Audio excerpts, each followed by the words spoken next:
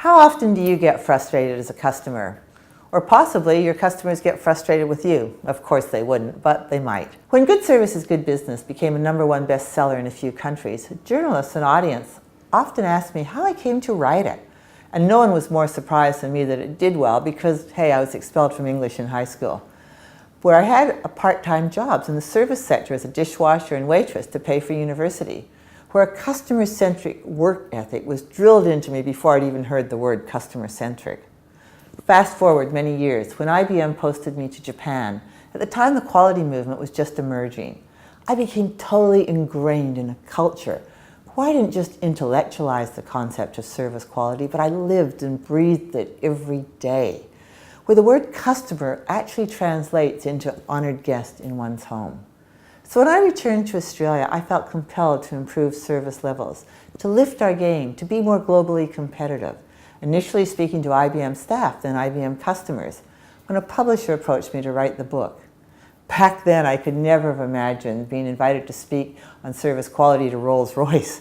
And for over 20 years, I've discovered that clients, large and small, whether internal or external service delivery, face similar challenges. They want to know how to get individuals from diverse backgrounds to work together as one unified team. They want to know how to get staff to take more ownership of service issues and turn complaints into opportunities to build brand loyalty.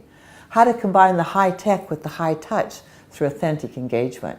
And how to gain market share by managing stakeholder expectations in an ever-changing environment. They want to know how to differentiate between adding value or simply adding cost.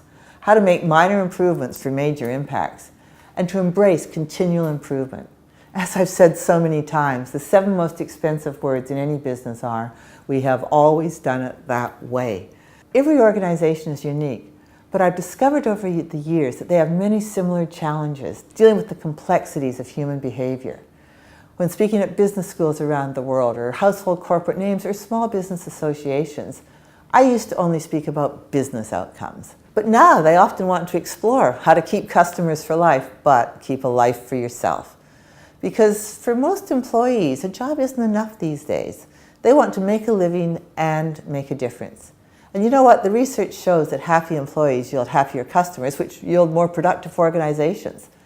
And we can't take care of customers if we don't first take care of ourselves. So this now requires a more holistic, multidimensional approach to give delegates not only some practical how-tos, but to get emotional buy-in of the why-tos and have them leave an event more empowered to look for solutions rather than focus on problems.